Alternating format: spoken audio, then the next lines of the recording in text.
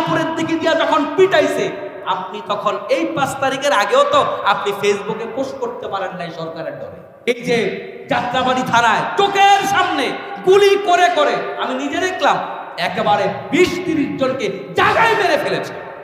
বাংলাদেশের সবচাইতে বড় ইসলামী বিদ্যাপীঠ তামিরুল মিল্লাত কামিল মাদ্রাসার প্রিন্সিপাল অধ্যাপক জাইনুল আবদিন হাফিজাহুল্লাহ, ওনার মতো বয়োবৃদ্ধ আলেম বাংলাদেশে কজন বেঁচে আছে আমি জানি না। বর্তমানে বেঁচে থাকা ওনারা হচ্ছে মিডিয়ার বাইরের লোক, কারণ ওনারা আলেম বানায়, ওনারা আমাদের মতো বক্তাগিরি করে। কথা বুঝেন? মিল্লাতের মতো প্রতিষ্ঠান বাংলাদেশের আলিয়া মাদ্রাসার জগতে সবচাইতে বড় নামি দামি প্রতিষ্ঠান। ওই মিল্লাতের প্রিন্সিপালকে যখন গরু চোরের মতো করে দড়ি দিয়ে বেঁধে আদালত প্রাঙ্গণে নিয়েছে, আপনি সুশীল তখন কোথায় ছিলেন? আপনি শিক্ষকের প্রতি দরদ আপনার তখন কোথায় ছিলেন? 71 সালে রক্ত দিয়ে যেই স্বাধীনতা বাংলার যুবকেরা এনে দিয়েছিল, সেই স্বাধীনতা শুধুমাত্র নামেই ছিল, বাস্তবে ছিল না। আবার দ্বিতীয়বার স্বাধীন হয়েছে বাংলাদেশ অনেক রক্তের বিনিময়, অনেক ত্যাগের বিনিময়।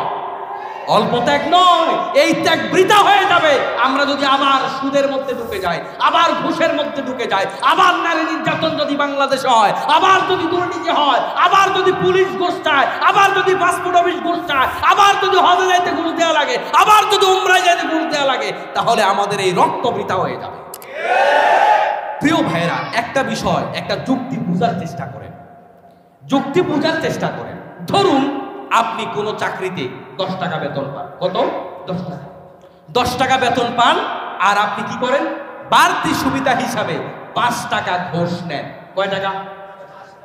ঠিক আপনি আবার যখন আপনার এই 15 টাকা ব্যয় করবেন, ব্যয় করতে গিয়ে আপনি দেখলেন দুর্নীতির কারণে দ্রব্যমূল্যের দাম বেড়ে গেছে 2 টাকা বেশি। আবার আপনি আপনার পদোন্নতির জন্য সেখানে দিয়ে দিয়েছেন 3 টাকা। এভারেজ হলো টাকা, আপনি 5 টাকা দুর্নীতি করলেন আর দেওয়ার সময় 5 টাকা আবার দিলেন। রেজাল্ট হচ্ছে এই, শূন্য না, রেজাল্ট কিছু বাকি আছে। রেজাল্ট হচ্ছে আল্লাহর নবী সাল্লাল্লাহু আলাইহি ওয়াসাল্লাম বলেন, কিলাহুমা ফিন্নার, এই 2 গোষ্ঠী জাহান্নামে যাবে।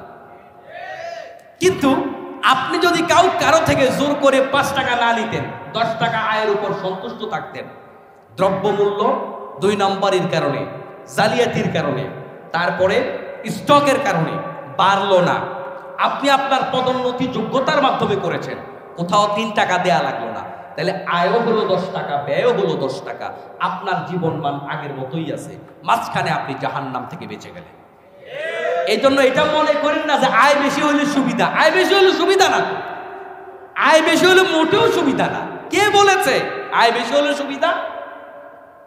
আমি আবারও উদাহরণটা দিচ্ছি, কারণ আমাদের এখানে নতুন অনেক শ্রোতা আসে প্রতি জুমা, যেহেতু হাই রোডের পাশে।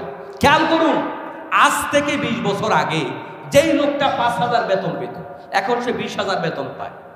5,000 বেতন দিয়া সারা মাস খরচ করে এরপরে মাস শেষে 500 টাকা জমা রাখছে, 1,000 জমা রাখছে। তখনকার 1,000 টাকার ভ্যালু আছে, এখন 1,000 টাকা, তখনকার 200 টাকা, এখন 1,000 টাকার উপরে ভ্যালু। কথা বুঝছেন? তাও 500-1,000 জমা রাখছে। এখন 20,000 বেতন পাইয়া কয় টাকা জমা রাখেন? কয় আরো 3,000 ঘাটতি আছে। লাভ না লস? আমার বেতনটা যদি না বাড়তো, দ্রব্যমূল্যটা যদি জায়গায় থাকতো, দুর্নীতি যদি বন্ধ থাকতো, জীবনটা কি সুন্দর হতো না অসুন্দর হতো? তাহলে দাম বাইরা আমার এখানে দ্রব্যমূল্যের আমার বেতন বাড়ায় কোনো লাভ আছে? এই জন্য আমি বলবো, এই সমস্ত জুলুম, নির্যাতন, কষ্ট, ত্যাগের বিনিময় আমাদের বিশ্ববিদ্যালয়, স্কুল, মাদ্রাসার কত বোনেরা ইজ্জত দিয়েছে এই আন্দোলনে, জানেন আপনারা? বহু মা বোনেরা ইজ্জত দিয়েছে। ইজ্জত কেবল 71 স্বাধীনতা যুদ্ধের সময় নয়, এখনো বহু বোনেরা ইজ্জত দিয়েছে। ছোট্ট একটা ছেলে, গতকালকে যমুনা টিভির সাক্ষাৎকার দেখলাম, আমরা যারা সুশীল সাথী, ওই ছোট্ট শিশুটাকে পা উপরের দিকে দিয়া যখন পিটাইছে, আপনি তখন এই 5 তারিখের আগেও তো আপনি ফেসবুকে পোস্ট করতে পারেন নাই সরকারের ডরে। এখন আপনি এত সুশীল হয়েছেন কেমনে? আপনার কি মনে ছিল না সমন্বয়কারীদেরকে পিটিয়ে তাদের শরীরটাকে একেবারে কালো বানিয়ে ফেলেছে? তখন আপনি কি পোস্ট করতে পেরেছেন?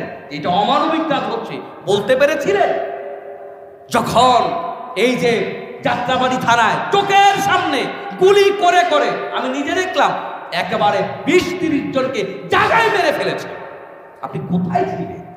আপনি তখন পেরেছেন সাহস করে একটু বলতে যে একটু ফেসবুকে লিখি, বলতে তো পারি নাই, একটু ফেসবুকে লিখি যে জালেম সরকার কেন গুলি করছে, লিখতে পারছেন? তাহলে এখন আপনি ওইটা সেটা দেখে আপনি সুশীল সাজতেন কেন?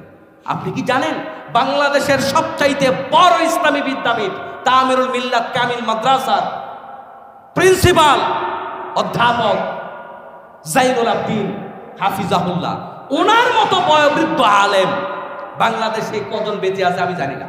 বর্তমানে বেঁচে থাকা ওনারা হচ্ছে মিডিয়ার বাইরের লোক, কারণ ওনারা আলেম বানায়, ওনারা আমাদের মতো বক্তাগিরি করে।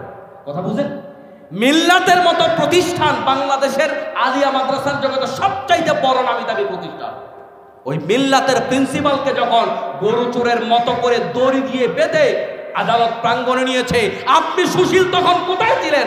আপনি শিক্ষকের প্রতি দরদ আপনার তখন কোথায় ছিলেন? অতএব চোরদেরকে খাজানো হচ্ছে, এই ব্যাপারে কারো দরদ থাকা যাবে না। তবে আমরা বিশৃঙ্খলা চাই না, আমরা একটা জুলুমও চাই না। সে আওয়ামী লীগের লোক হোক, বিএনপির লোক হোক, জাতীয় পার্টির লোক হোক, কারো প্রতি আমরা একটা জুলুম চাই না, কোনো জুলুম আমরা চাই না। সে আমার বন্ধু হোক, সে আমার শত্রু হোক, আমরা তার বিরুদ্ধে কথা বলবো। আমার বাবাও যদি জুলুম করে আমি সেই ব্যাপারে কথা বলবো। এমন ঈমান লালন করেন, এমন ঈমান লালন করেন যে সত্যকে সত্য বলে স্বীকার করব, মিথ্যাকে মিথ্যা বলে স্বীকার করব। সে আমার দলের লোক হোক, আমার বিরোধী দল হোক, সত্য সত্যই, মিথ্যা মিথ্যাই। আল্লাহ তাআলা আমাদেরকে সত্যবাদী হওয়ার তৌফিক দাও, আমিন। কারণ কোরআনুল কারীম আল্লাহ তাআলা বারবার করে বলেছেন ওয়াকুনু মা'আস সাদিকিন, সত্যবাদীদের সঙ্গী হও। কার সঙ্গী হও? সত্যবাদীদের সঙ্গী।